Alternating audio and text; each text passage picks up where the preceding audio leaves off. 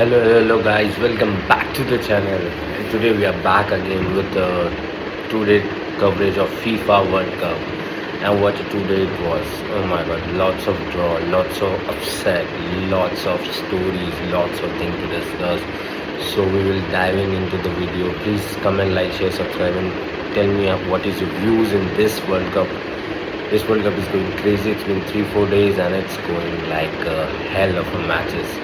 So we ended up on USA Paraguay last time and we discussed about the Sunday matches, and Qatar versus Switzerland was the next match. What a draw, what a story, and what a 90 plus additional time last second winner by Qatar. Oh my god, it was amazing. Let's see Qatar versus, there was 10 shots on goal by Switzerland, 3 by Qatar, and they were like Qatar was not very much having possession or not taking too many chances, but they were playing decent football. The possession was 70-30, lots of fouls here and there. Corners, they have just 3 corners and they just scored. They just scored. And 90 plus 4 minutes, and it was an what a goal. That was an own goal, but they fighted a lot till the end. The Qatar versus Switzerland was heartbreak for Switzerland. Qatar played really well. Then we turn into the big event, Brazil versus Morocco. Oh my god. Morocco played really well.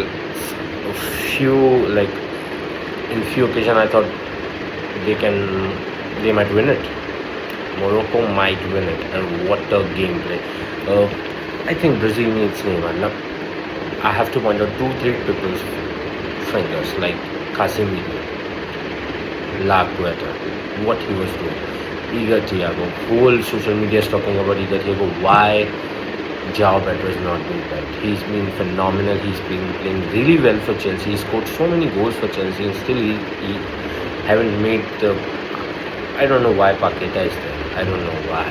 I don't know why they just gave him the keys for the number 10. Replace it with Neymar. Do something good on right back. Do something good on striker. Put Enrique. Why you didn't put Enrique? I thought he was standing up in like a few minutes of 78 or 80 minutes. I thought he will be coming up. There will be more things to for him. 10-15 minutes will be enough. Let's see what he does. But he didn't. As always, Ancelotti too. With Enrique in Real Madrid also, he didn't give him many chances. And today, that match also, he didn't give him many chances. I thought they needed to have player like him and onto the pitch, and I don't get upset if he gets started. Igor Thiago maybe in substitute, maybe for 15, 20, 25 minutes, or maybe give 50 minutes to Igor Thiago and 40 to 35 minutes, good 35 to 40 minutes to Enrique. You have to do that, else Brazil is not going too much far, because that midfield looked very dull against the Morocco midfield. The way Woody, oh my god, that guy. The FIFA changed the rule like a few months ago, that if you played FIFA under 21 for any country, you can play for different country. Before, the rule was like, if you played under 21 for France or any other country, you can't change the country once you played for under 21s. But they changed the rule. Morocco was badly behind them, and this 18-year boy, oh my god, he bossed in the midfield. And the player like Salabri scored a goal. Hakimi played a nice game. Mazurawi, Bono, they played decent game. They played very well. Brian Diaz not seen too much, but the game was very well managed. And Vinicius Junior, Brazil bright spot was Vinicius Junior. And this was the game was fairly even, almost 45% position, 5-4 shots, 13 shots taken, 8 shots taken by Brazil, 5-1 target by Brazil, 4 on by Morocco. Position was evens, foul was also evens, but the way they played, Morocco, they are not messing around. People thought that last year was one World Cup wonder, but they are showing the world that they are here for long run, and I'm very impressed. I don't might be mad if they finish over Brazil. I don't know. They can. Now next match is Haiti versus Scotland. Haiti played good football, decent football, but Scotland played very well. They get their goal at the end.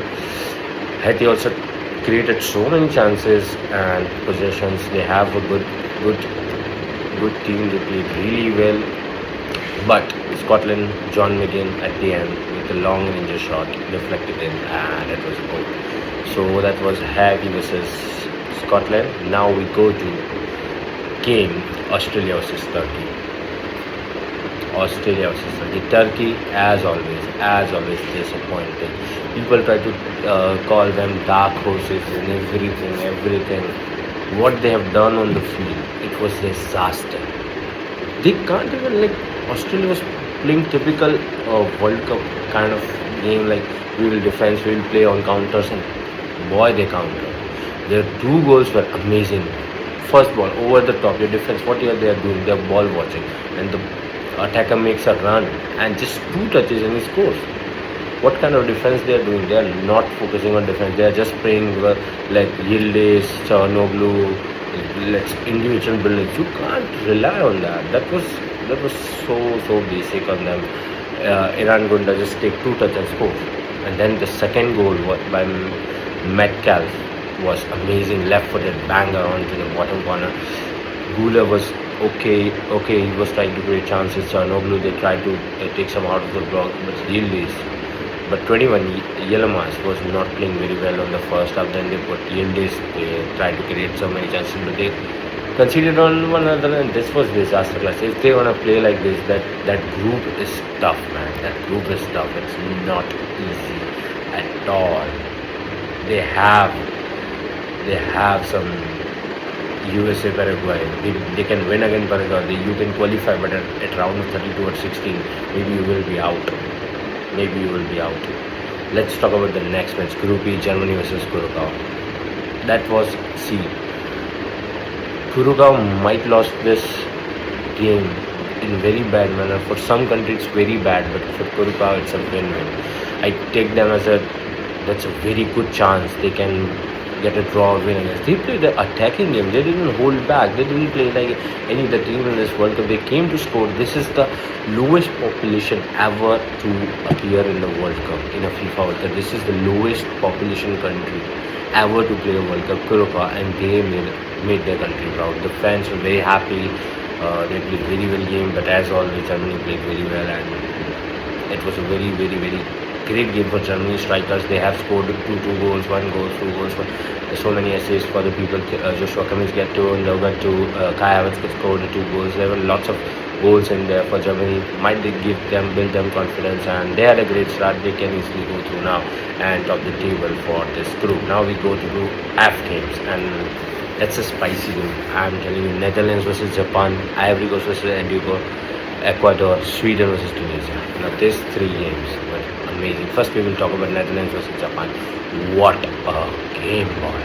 What a game. Netherlands just they were trying to match Japan's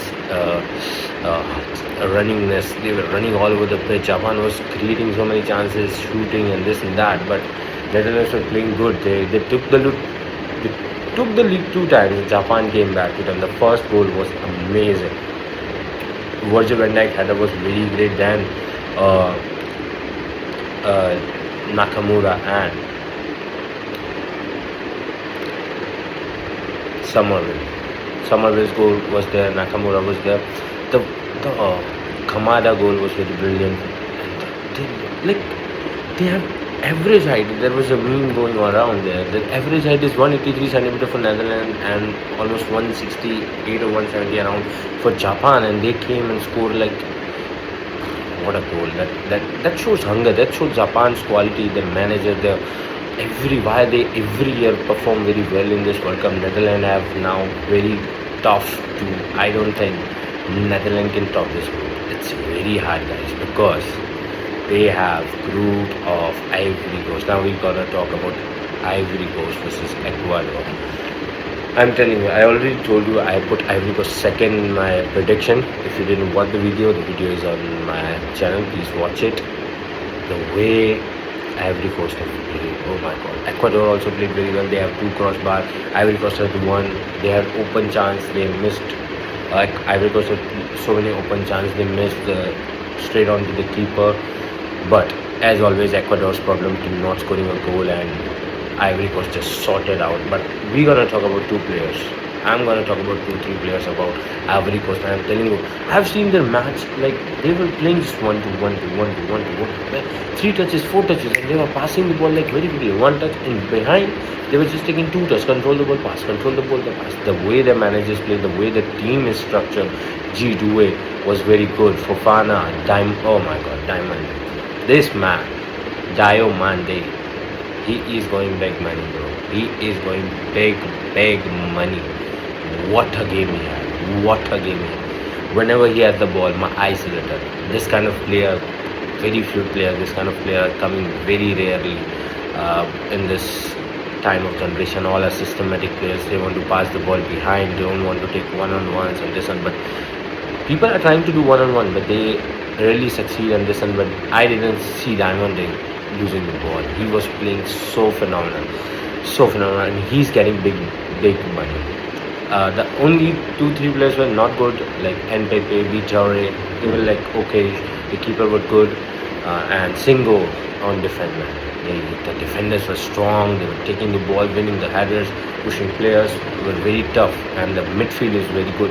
Kasset, Fofana, and the wingers. They Diamond. What a goal and what he created on the field. That was magic. And the man who came on the substitute, he was brilliant. The Man United boy, Amad Diallo. Just one touch and finish. What a finish. What a sweep. If you see the ball was coming and he just opened his hip and he just tapped it and this was going to the bottom corner. That was missing. Nicolas Pepe had the same chance earlier in the first half and he missed that, but he didn't miss. And this was a big win for Ivory Coast, because if they were draw this match, that would be a tough season to finish second or third, or maybe they can't. They just ended up with 3 points, but now they can beat Tunisia, and they can sorry, my bad, not Tunisia. They can beat Curacao and they can easily go up. But Germany have to wait and watch for Ivory Coast. And Group F, another Sweden versus Tunisia. Sweden, what a gameplay, one-sided match. They just came in attack. This was a brilliant game for Sweden. This is a very, very, very eye-opening thing for Netherlands and Japan. They have to fear Sweden, because I think there is one upset.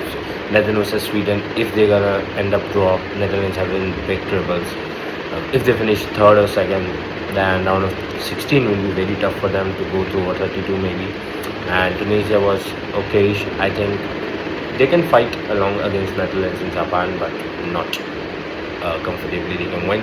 Now we have a next game, which everyone is talking about. Every freaking one.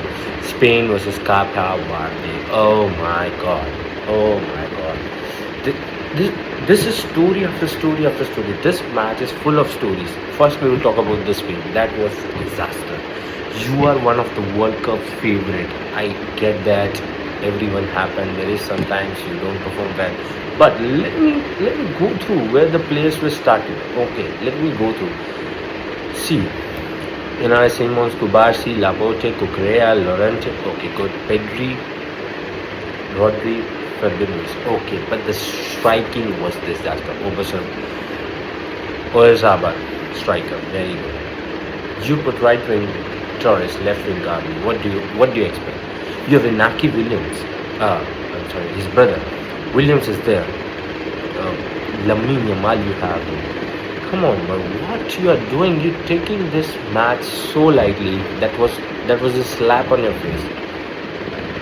That you can't take World Cup games that much lightly. That Ferran Torres was a disaster. Gavi was a disaster. He was rushing around here and there. Oyarzabal, okay, good. Ferran Torres missed one chance. He was open. He just need to tap in, and he just, what he's doing, I don't know. It was so like no physical presence in there. Pedri played a nice game. Rodri did good, but then when the Lamine Yamal and Williams came in, that was a time. Little bit Spain looked little bit dangerous, but still then Capa Verde. What they have, and they have 6 men in the when they have the ball. Spain have the ball around their ball. They have 6 men inside the defending line in D, and then 2 players on the end of the D line, and one was almost on the between mid and D to just take a counter. They will try to counter attack. They win so many headers in 89 minutes. They headed the ball straight to the Unai Simon. They were, if they have scored this, oh my God, that was something special they have done. Let's talk about the keeper, Wozina. Look at that story. The 40-year-old guy who has worked so many small jobs, so many small jobs, but he ended up like he's followed his to almost 10,000 to like what, 20, 10, 20, 20, I don't remember the exact number he has now. He has 1 million over followers, and he is been the star, 40-year star for this. This is what we call World Cup. This is how you play. This is how your country wants to be. This is the defending masterclass, but they did counter attacks too.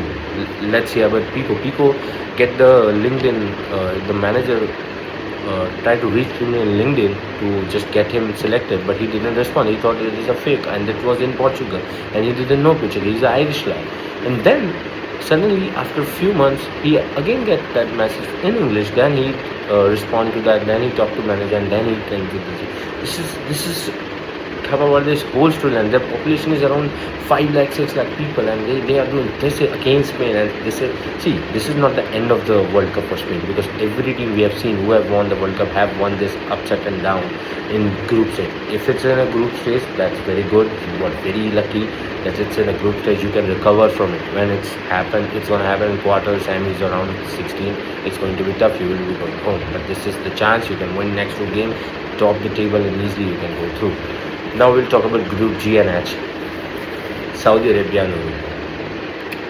Spain have to face Uruguay. Uruguay, what a first half. That was disaster, man. They were just defending. We see Marco Bielsa as an attacking player. You have to run for him. You have to die for him. You keep chasing, keep attacking, keep defending. You press high, ginger pressing, everything. But we didn't see that on the first half. In second half, we saw that, and it was a great game from Saudi Arabia. And this Asian teams are not joking around here. I didn't see it. Asian team losing another 2 keepers masterclass. It's been a keepers tournament, I think. Oasis, he's been brilliant. He saved so. One was on the that Valverde shot in the second half he saved, and then after that he saved one on the bottom right. He had 4-5 very crucial save. He made a little mistake for the first goal, but it happened. It was defender errors also. But Al Amri, what a game, what a score. His mind worked as a striker. He gone through that near keeper and just tapped in, and that was brilliant. That was brilliant performance from Saudi Arabia. Saudi Arabia should have attacked more in the second half. They were a lot of defensive, but they got a point, so we can't say anything. But they have to think about it in the next games against Spain and this kind of teams. And Araujo, Valverde was a great in this game, but Nunez, as always, not good. Ugarte was okay, and everybody in Uruguay have to take Spain's game serious. If they lose to Spain, then this is going to be tough for them. They can again show them the defensive masterclass. This is tough, and let's see what this group H does now. Let's talk about Group G. Group G. Yesterday was full of draws, and Belgium versus Egypt. Oh my God, that was a game. This was a game, attacking masterclass from both the sides. Belgium created more attacks and everything. Kevin De Bruyne didn't look very well, but he's Kevin De Bruyne. Created 2-3 chances. Doku was little bit taken by the right back and left back by Henny and Abdul Fattah. They were doing very well in the right back left back position. They didn't let sniff Doku and Trossard the goal. I think the player to watch out is their Ashur. Ashur was very brilliant. That shot, he just took the touch from the right side of the goal and just bang against Thibaut Courtois. It was brilliant. He was one of the stars. He and Mohamed Salah, they both created so many chances. Dribbled. Omar Mahmoud took 2-3 shots in the critical situation. They were overall defensively, attackingly, they had very good chances, and it was brilliant. I think Egypt can go. I put Egypt second or third maybe. I put Egypt second, Belgium, Egypt, and then I put Iran and New Zealand, but New Zealand can surprise us. Let's talk about Iran versus New Zealand. This game was total attacking from both sides. They took, like, New Zealand took 13 shots, 8 on target. Iran took 17 shots, 4 on target. Like, this was an attacking game, but what a game by Chris Wood. He was brilliant, 2 goals and assists. Tim Payne was good. He just scored 2 goals for Chris Wood got both the assists for each goal, and the Iranian was so good. That was very proud for them. What they did on the field, and this is going to be a very good one. We will talk about in next video about the next two games. It's going to be France, Senegal, Iraq, Norway, Austria, Jordan, Argentina, Algeria, Portugal, Congo. Yeah, we will be gonna talk about this, and England, Croatia. We will talk about after 2 days after finishing all that. First Group 1 stage match will be over after June 18, so we will drop a video on June 18. I hope so you tune in. Tell me what was the most impressive player in this World Cup 4-5 days, and who is the player and who disappointed you, which was player like you watched and you were like, oh my god, and which countries you thinking are under so many pressure or under so many time to like under so many pressure, or which team is you gonna think you're gonna be a dark horse for this tournament. So we will end this video. Hope you like, comment, share, subscribe for this video, and share your views and comments, and I will be watching all these matches and will be coming back to you. Thanks for watching this video.